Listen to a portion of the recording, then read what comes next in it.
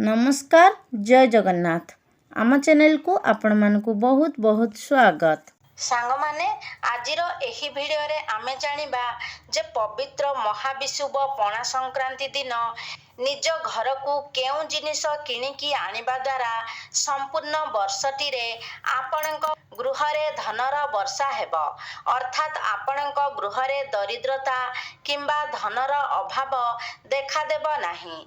आपणक जीवन रे सुख समृद्धि वैभव ऐश्वर्य एही सबु भरी रहिब। तेबे सांग माने एपरी बहुत किछि सामग्री रहिछि जहा आपण एही पणा संक्रांति दिन रे निजर घर को किणी आनी पारिबे कारण एही सबु सामग्री आपण निजर घर को किणिकी आनिबा द्वारा आपणक जीवन रे बहुत सकारात्मक परिवर्तन होइथाए। तो सांग माने आजिर एही भिडियो रे मु आपण मानकु 5टी रु 7टी जिनिस कहिबी। तो एही सबु मध्यरु आपण कौनसी गोटिए वस्तु निजर घर को नहीं आसंतु। तो सांग माने आसंतु जानिबा पणा संक्रांति दिन रे निज घर को केउ जिनिस आनिबा द्वारा आपणकर आध्यात्मिक उन्नति हेब। एहा सहित आपणकर घर धन धान्य रे भरी जीव। सांग माने आपण माने जानती जे एही कली जुग रे आपणक पाखरे प्रचुर मात्रा रे धन अछि तेबे जाई आपण सम्मानर पात्र होइथांती। समाज रे आपणकर सम्मान रहिथाए आपणकर एक प्रतिष्ठा रहिथाए। आपणक पाखरे जेते ज्ञान थिले मध्य आपण जेते बड़ व्यक्ति होइथिले मध्य जदि आपणक पाखरे धन नाही तो लोक माने आपणकर कथा को गुरुत्व देई नथांती आपणक उपरे हसी थांती। सांग माने एमिति भी देखिथिबे जेउ व्यक्ति वर्तमान भिकारी भी थिबो जदि केबे भी से राजा होई जाए तेबे तार भिकारी अवस्था को लोक भूली जाई थांती ताकू लोक राजार ही सम्मान देई थांती एवं जदि जणे राजा भिकारी बनी जाई थांती सेते बेले तांको पाखरे आउ राजार सम्मान न थाए लोक माने तांको भिकारी बोली ही व्यवहार देखाई थांती। तो आजिर दुनिया रे धन ही मनुष्य पाई सर्वश्रेष्ठ पालटी जाइछि। धन अनुसार ही मनुष्यर सम्मान को मपा जाई थाए ताकू इज्जत दिया जाई थाए। तेबे सांग माने आमे तो परिश्रम करिकी धन उपार्जन करिबा तो प्रत्येक व्यक्ति परिश्रम मध्य करिबा उचित। तेबे परिश्रम करिबा सहित किछि एपरी द्रव्य रहिछि जाहाकू जदि आपण घर को नहीं आसंती तो आपणक पाई धन रोजगारर अनेक रास्ता खोली जाई थाए। तेबे आसंतु जानिबा पणा संक्रांति दिन केउ द्रव्य किणिकी आनिबा द्वारा आपणक गृह रे बहुत शीघ्र धन धान्य रे भरपूर होई जिवो। एहा सहित आपणक गृह रे सुख शांतिर वातावरण मध्य रहिबो। तेबे सांग माने भिडियोटी रे आगको बढ़िबा पूर्वरु आपण माने भिडियो को गोटे लाइक करी चैनल टी को सब्सक्राइब करी दियंतु एवं कमेंट बॉक्स रे श्रद्धा और भक्तिर सहित जय मां लक्ष्मी निश्चय लिखंतु। तेबे सांग माने प्रथम जिनिसटी हेउछि सुआर चित्र। आपण काहेकि पणा संक्रांति दिन रे निज घर को सुआर चित्र आनिबा उचित। तेबे सांग माने एहा पछरे एक कारण रहिछि। सांग माने जदि आपणक घरे छोट पिला अछंती एवं सेमाने पाठ पढ़ारे मन देउ नाहंती पाठ पढ़ारे सेमानंकर मन लागु नाही किंबा आपण जदि निजे कौनसी जॉब पाई प्रिपेयर हेउछंती आपणकू कौनसी भल जॉब पाई प्रिपेयर हेबार अछि तो आपण निज घर को एही पणा संक्रांति दिन सुआर फोटो चित्र निश्चय आनंतु एवं घरर उत्तर दिगरे आपण सुआर चित्र लगांतु। एपरी माना जाए जे जदि आपण पणा संक्रांति दिन रे सुआर चित्र को आनी निज घरर उत्तर दिगरे कांथरे लगाउछंती एपरी करिबा द्वारा आपणक पिला पाठ पढ़ारे मन देई थाए ତାର ମନ ଏକାଗ୍ର ହୋଇଥାଏ ଏବଂ ଗୃହରେ ସମସ୍ତ ସଦସ୍ୟମାନଙ୍କ ମଧ୍ୟରେ ଭଲ ପାଇବା ମଧ୍ୟ ବଢ଼ିଥାଏ, ଏକତା ବଢ଼ିଥାଏ। ଆପଣଙ୍କୁ ସୌଭାଗ୍ୟ ପ୍ରାପ୍ତି ହୋଇଥାଏ। ଶୁଆକୁ ଦରିଦ୍ରତାର ନାଶକ ବୋଲି କୁହାଯାଏ। ଯଦି ଆପଣଙ୍କ ଗୃହର କୌଣସି ସଦସ୍ୟ ଅନେକ ଦିନ ଧରି କୌଣସି ରୋଗରେ ପୀଡ଼ିତ ଅଛନ୍ତି କିମ୍ବା ଆପଣଙ୍କ ଗୃହରେ ଦାରିଦ୍ର୍ୟତା ଲାଗି ରହୁଛି, ବାସ୍ତୁଶାସ୍ତ୍ର ଅନୁସାରେ ଶୁଆକୁ ଅତ୍ୟନ୍ତ ଶୁଭ ବୋଲି ମାନାଯାଇଛି। ଯେଉଁ ଘରେ ଶୁଆର ଚିତ୍ର ରହିଥାଏ ସେଠାରେ କେବେ ବି ଧନର ଅଭାବ ହୋଇନଥାଏ। ତ ସେଥିପାଇଁ ସାଙ୍ଗମାନେ, ପଣା ସଂକ୍ରାନ୍ତି ଦିନ ଆପଣ ଘରକୁ ଶୁଆର ଚିତ୍ର ନିଶ୍ଚୟ ଆଣନ୍ତୁ। ଏବେ ଆସନ୍ତୁ ଜାଣିବା ଦ୍ୱିତୀୟ ସାମଗ୍ରୀଟି କ'ଣ? ତେବେ ଦ୍ୱିତୀୟ ସାମଗ୍ରୀଟି ହେଉଛି ଶଙ୍ଖ।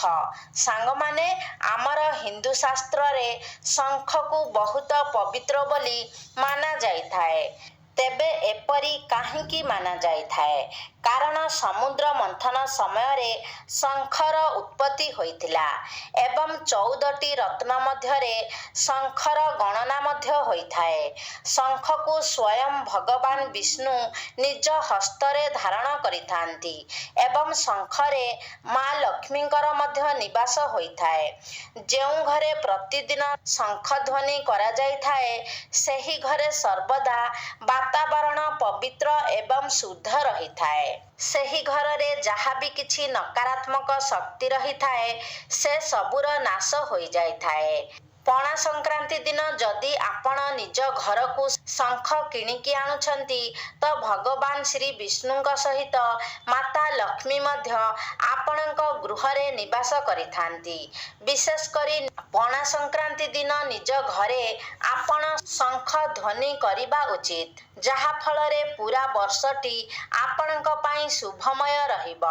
ସାଙ୍ଗମାନେ, ଘରେ ଶଙ୍ଖ ରଖିବା ଦ୍ୱାରା ଯଦି ପିଲା ଚିଡ଼ଚିଡ଼ ହେଉଥାଏ ତ ସେ ମଧ୍ୟ ଶାନ୍ତ ହୋଇଥାଏ ଏବଂ ଯଦି ଆପଣଙ୍କ ଗୃହରେ କୌଣସି ପ୍ରକାରର ତନ୍ତ୍ର ଶକ୍ତିର ପ୍ରୟୋଗ ହୋଇଥାଏ ତେବେ ତାହାକୁ ମଧ୍ୟ ଶଙ୍ଖ ନଷ୍ଟ କରିଦେଇଥାଏ। ଏହା ବ୍ୟତୀତ ମା ଲକ୍ଷ୍ମୀଙ୍କର ଆପଣଙ୍କ ଗୃହରେ ସ୍ଥାୟୀ ନିବାସ ମଧ୍ୟ ଶଙ୍ଖ ଦ୍ୱାରା ହିଁ ହୋଇଥାଏ। ଅର୍ଥାତ୍ ଆପଣଙ୍କ ଗୃହରେ ଯଦି ଶଙ୍ଖ ରହିଥାଏ ତେବେ ମା ଲକ୍ଷ୍ମୀ ମଧ୍ୟ ଆପଣଙ୍କ ଗୃହରେ ସ୍ଥାୟୀ ନିବାସ କରିଥାନ୍ତି। ଏହା ବ୍ୟତୀତ ଆପଣଙ୍କ ଗୃହରେ ଯଦି ଅଯଥା ଖର୍ଚ୍ଚ ଅଧିକ ହେଉଥାଏ, ଆୟ ଅପେକ୍ଷା ଆପଣଙ୍କ ଗୃହରେ ବ୍ୟୟ ଅଧିକ ହେଉଥାଏ, ତେବେ ଏହାକୁ ମଧ୍ୟ ଶଙ୍ଖ ନିୟନ୍ତ୍ରଣ କରିଦେଇଥାଏ।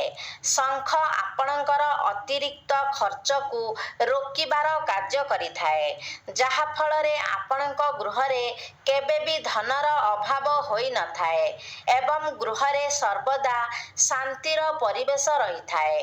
ତ ପଣା ସଂକ୍ରାନ୍ତି ଦିନରେ ଆପଣ ନିଶ୍ଚିତ ଭାବରେ ନିଜ ଘରକୁ ଶଙ୍ଖ କିଣିକି ଆଣନ୍ତୁ। ନିଶ୍ଚିତ ଭାବରେ ଆପଣଙ୍କୁ ଏହା ଅନେକ ପ୍ରକାରର ଲାଭ ପ୍ରଦାନ କରିବ।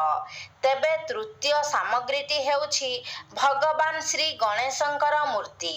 ଆପଣ ବର୍ଷ ସାରା ନିଜ ଗୃହରେ ସୁଖ ସମୃଦ୍ଧିର ବୃଦ୍ଧି କରିବା ପାଇଁ ପଣା ସଂକ୍ରାନ୍ତି ଦିନରେ ଆପଣ ଶ୍ରୀ ଗଣେଶଙ୍କର ମୂର୍ତ୍ତି ନିଶ୍ଚୟ ଆଣନ୍ତୁ। କାରଣ ଶ୍ରୀ ଗଣେଶ ଅଗ୍ରପୂଜ୍ୟ ଅଟନ୍ତି। ଯେଉଁ ଗୃହରେ ପଣା ସଂକ୍ରାନ୍ତି ଦିନ ଶ୍ରୀ ଗଣେଶଙ୍କର ପ୍ରତିମା ଅଣାଯାଇଥାଏ ସେହି ଗୃହରେ କେବେ ବି ସୁଖ ସମୃଦ୍ଧି ଅଭାବ ହୋଇନଥାଏ। ଶ୍ରୀ ଗଣେଶଙ୍କୁ ରିଦ୍ଧି ସିଦ୍ଧିଙ୍କର ସ୍ୱାମୀ କୁହାଯାଇଥାଏ। ଶୁଭ ଲାଭଙ୍କର ପିତା କୁହାଯାଇଥାଏ। ଶ୍ରୀ ଗଣେଶଙ୍କୁ ମଙ୍ଗଳକାରୀ ସ୍ୱରୂପ ମାନାଯାଇଥାଏ, ବିଘ୍ନହର୍ତ୍ତା ମାନାଯାଇଥାଏ। ଶ୍ରୀ ଗଣେଶ ସର୍ବଦା ମଙ୍ଗଳ ପ୍ରଦାନ କରିଥାନ୍ତି।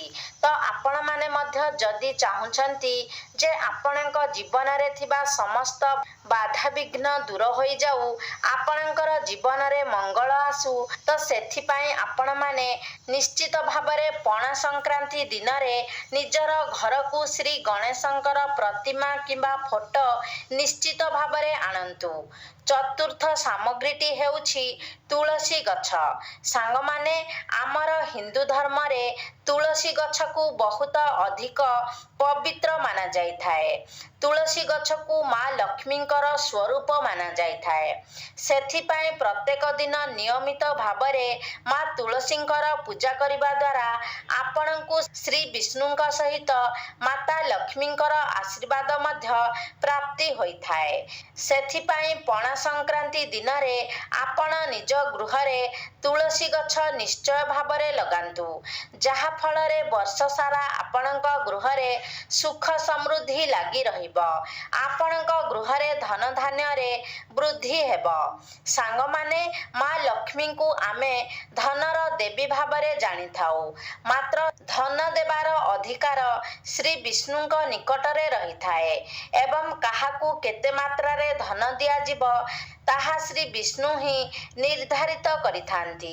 ସେଥିପାଇଁ ଯେଉଁ ବ୍ୟକ୍ତି ନିୟମିତ ଭାବରେ ପ୍ରତ୍ୟେକ ଦିନ ମା ତୁଳସୀଙ୍କର ପୂଜାର୍ଚ୍ଚନା କରିଥାନ୍ତି ତାଙ୍କୁ ଶ୍ରୀ ବିଷ୍ଣୁଙ୍କର ବିଶେଷ କୃପା ପ୍ରାପ୍ତି ହୋଇଥାଏ। ଯେଉଁ ବ୍ୟକ୍ତିମାନଙ୍କର ଆଧ୍ୟାତ୍ମିକ ଉନ୍ନତି ହୋଇପାରୁନାହିଁ, ଯେଉଁ ବ୍ୟକ୍ତିମାନେ ଆଗକୁ ବଢ଼ି ପାରୁନାହାନ୍ତି ଏବଂ ଆପଣମାନେ ଯଦି ଚାହୁଁଛନ୍ତି ଯେ ଏହି ଓଡ଼ିଆ ନବବର୍ଷଟି ଆପଣଙ୍କର ବହୁତ ଭଲରେ କଟୁ, ପଣା ସଂକ୍ରାନ୍ତିଟି ଆପଣମାନଙ୍କ ପାଇଁ ଶୁଭମୟ ହେଉ, ପଣା ସଂକ୍ରାନ୍ତି ଦିନ ଆପଣ କୌଣସି ମନ୍ଦିର ନିକଟକୁ ଯାଆନ୍ତୁ ଏବଂ ସେଠାରେ ଆପଣ ଗୋଟିଏ କିମ୍ବା ଦୁଇଟି ତୁଳସୀ ଗଛ ନିଶ୍ଚିତ ଭାବରେ ଲଗାନ୍ତୁ ଏବଂ ଆପଣ ନିଜର ଘରେ ମଧ୍ୟ ଗୋଟିଏ କିମ୍ବା ଦୁଇଟି ତୁଳସୀ ଗଛ ନିଶ୍ଚୟ ଲଗାନ୍ତୁ। ଆପଣ ଚାହିଁଲେ ଏହି ଦିନ ଅନ୍ୟ ବୃକ୍ଷ ମଧ୍ୟ ଲଗାଇ ପାରିବେ, କାରଣ ବୃକ୍ଷରୋପଣ ମହତ କାର୍ଯ୍ୟ ହୋଇଥାଏ। ତୁଳସୀ ଗଛ ଯେତିକି ଭଲରେ ବଢ଼ିବ ଏବଂ ଯେତେ ଝଙ୍କାଳିଆ ହେବ, ଆପଣଙ୍କ ଗୃହରେ ସୁଖ ସମୃଦ୍ଧି ଏବଂ ଧନ ଧାନ୍ୟ ମଧ୍ୟ ସେହି ମାତ୍ରାରେ ବଢ଼ିବାକୁ ଲାଗିବ।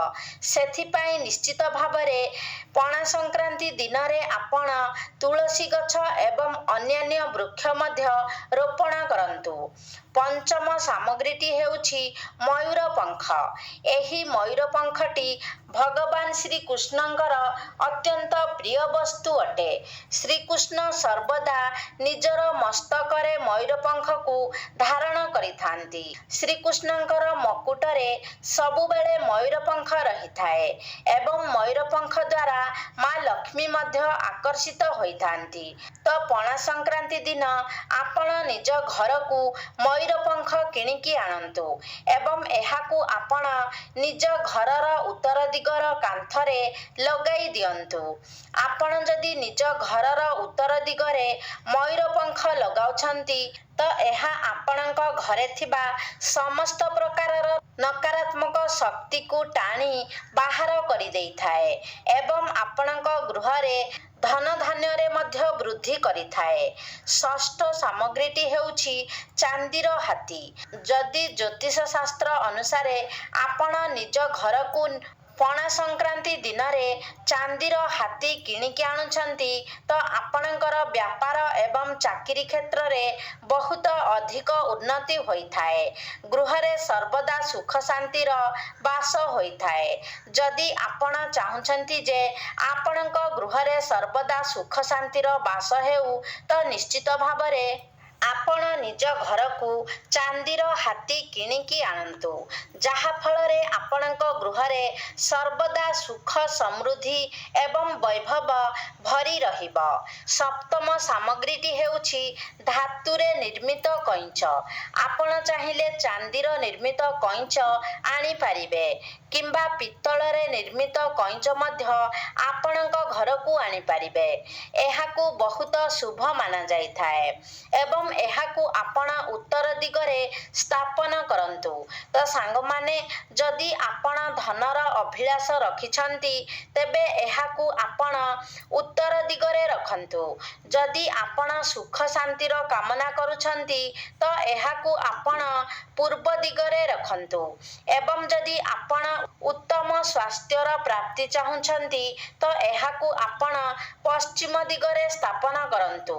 ତ ସାଙ୍ଗମାନେ, ଯେତେବେଳେ ଆପଣ ଧାତୁର କଇଁଚ ଘରକୁ ଆଣୁଛନ୍ତି ତ ସର୍ବପ୍ରଥମେ ଏହାକୁ ଆପଣ ଗଙ୍ଗା ଜଳରେ ଭଲ ଭାବରେ ସ୍ନାନ କରାଇ ନିଅନ୍ତୁ। ତାପରେ ଆପଣ ଗାୟତ୍ରୀ ମନ୍ତ୍ରର ପାଠ କରନ୍ତୁ। ମା ଲକ୍ଷ୍ମୀଙ୍କର ମନ୍ତ୍ର ଜପ କରନ୍ତୁ, ଯାହା ଫଳରେ କଇଁଚଟି ଅଭିମନ୍ତ୍ରିତ ହୋଇଯିବ।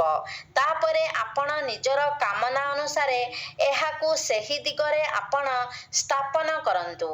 ଯଦି ଆପଣ ଏହାକୁ ଉତ୍ତର ଦିଗରେ ରଖୁଛନ୍ତି ତ ଆପଣଙ୍କ ଗୃହରେ ଏହା ଧନ ବୃଦ୍ଧି କରାଇଥାଏ। ତେବେ ଅଷ୍ଟମ ଜିନିଷଟି ହେଉଛି ଗୋମତୀ ଚକ୍ର। ସାଙ୍ଗମାନେ, ଗୋମତୀ ଚକ୍ରଟି ଗୋଟିଏ ସାଧାରଣ ପଥର ପରି ଦେଖାଯାଇଥାଏ।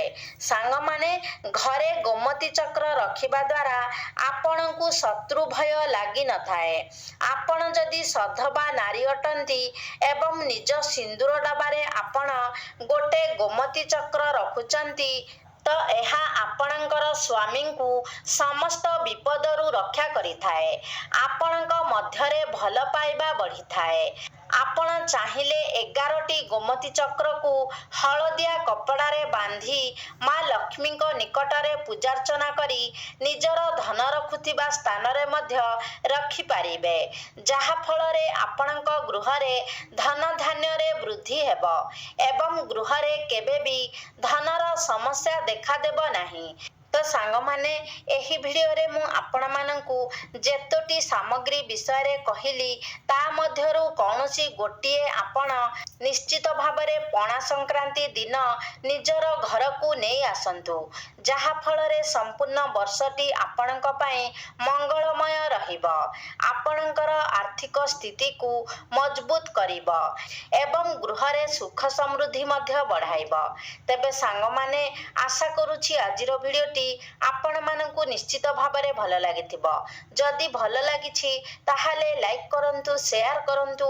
ଆମ ଚ୍ୟାନେଲକୁ ଯଦି ସବସ୍କ୍ରାଇବ୍ କରିନାହାନ୍ତି ତାହେଲେ ସବସ୍କ୍ରାଇବ୍ କରିଦିଅନ୍ତୁ।